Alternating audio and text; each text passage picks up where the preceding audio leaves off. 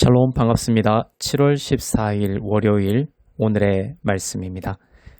여섯째 나팔 재앙 계시록 9장 13절부터 21절 말씀입니다.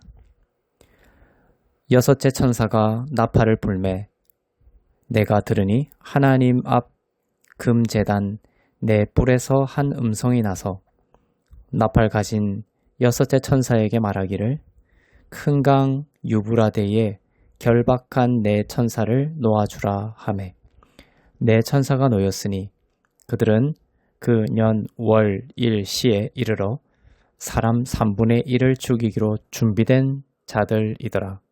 마병대의 수는 2만만이니 내가 그들의 수를 들었노라.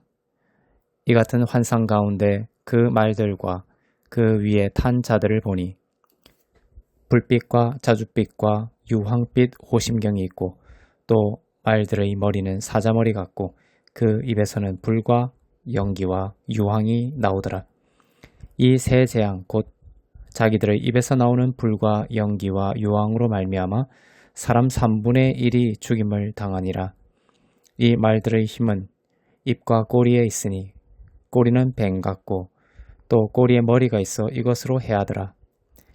이 재앙에 죽지 않고 남은 사람들은 손으로 행한 일을 회개하지 아니하고 오히려 여러 귀신과 또는 보거나 듣거나 다니거나 하지 못하는 금, 은, 동과 목석의 우상에게 절하고 또 그 살인과 복술과 음행과 도둑질을 회개하지 아니하더라.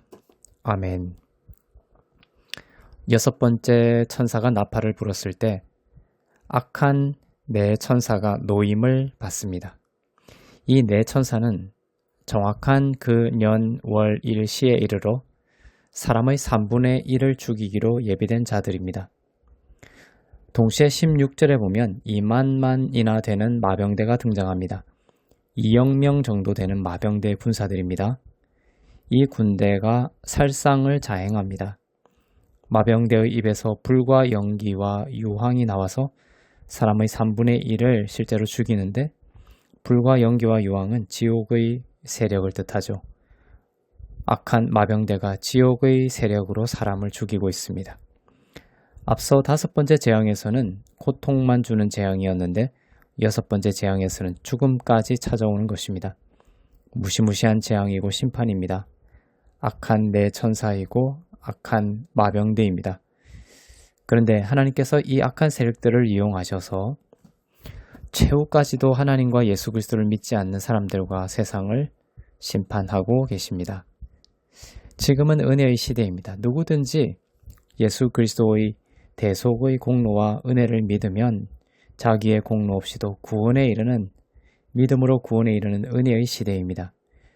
그러나 은혜의 시대는 주님이 재림하시는 때가 되면 끝이 나고 최후 심판이 있습니다. 여섯 번째 재앙에서 볼 수 있듯이 상상하기 힘든 재앙과 심판이 있게 될 것입니다. 그때가 이르기 전에 하나님은 예수를 믿고 예수께서 이루신 십자가의 공로로 나의 죄가 사함받고 의롭게 되었음을 믿고 사람들이 구원에 이르기를 원하시는 것입니다. 세상이 결국 심판받고 있는 모습을 통해 우리가 깨닫는 한 가지는 세상은 우리가 의지하고 살아갈 대상이 될 수 없다는 것입니다. 하나님의 진노로 불타고 있는 세상을 보면서 우리는 깨닫습니다. 결국 불타게 될 세상을 부러워하고 그 세상을 최종적인 행복으로 여기며 쫓아가고 세상을 의지하는 것이 얼마나 허탄하고 허무한 것인지를 알게 됩니다. 우리의 소망은 세상이 아닙니다. 예수 그리스도와 그분을 통한 영생이 우리의 소망입니다. 이 세상은 복음이 전파되어야 할 대상이고 용서의 대상이고 하나님이 우리를 청지기로 삼아 우리들에게 구원을 위해 맡기신 대상입니다. 세상을 더욱 높은 가치로 여기면서 세상을 쫓아 방향 없이 사는 인생이 되지 않기를 바랍니다.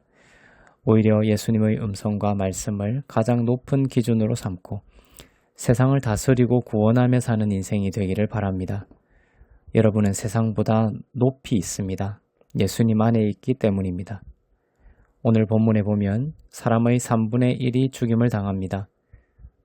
나머지 남은 사람들에게 필요한 것은 돌이켜서 예수 그리스도를 믿는 것이겠지만 3분의 1의 사람들이 심판으로 죽임을 당하는 것을 보면서도 죽지 않고 남은 사람들은 예수께로 돌이키지 않고 있는 모습을 봅니다. 도리어 우상을 섬기는 일을 계속하죠.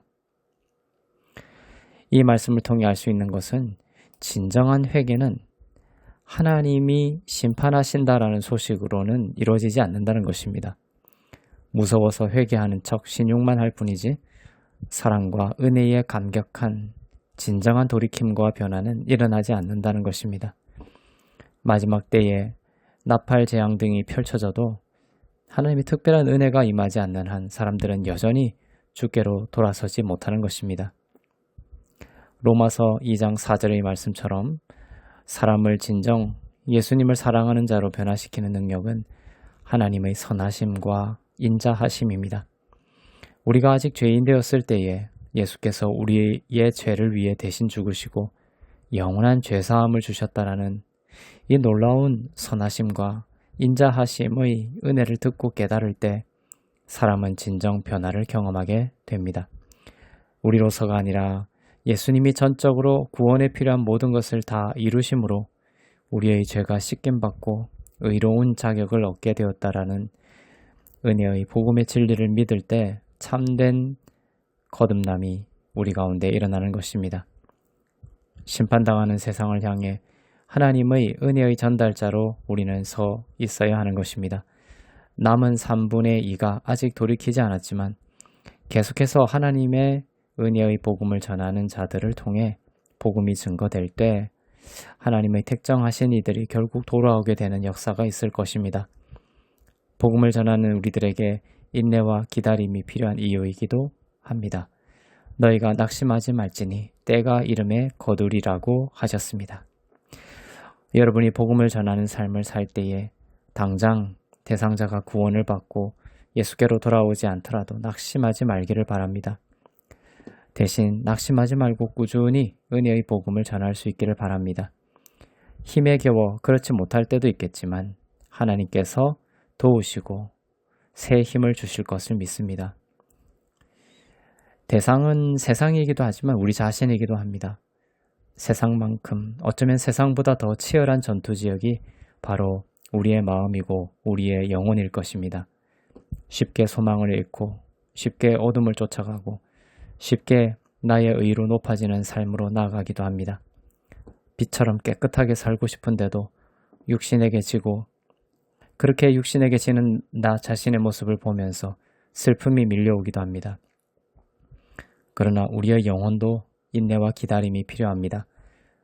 정죄하지 말고 나의 이런 모습 위로 은혜로우시며 선하심과 인자하심이 무궁하신 예수님을 초청하고 그분 안에서 내 영혼이 정결하고 거룩함을 입었다라는 그 법적인 선언을 통해 인내와 기다림으로 그것을 선포하고 주장하다 보면 때가 이름에 거두고 열매 맺는 영혼이 될 것입니다.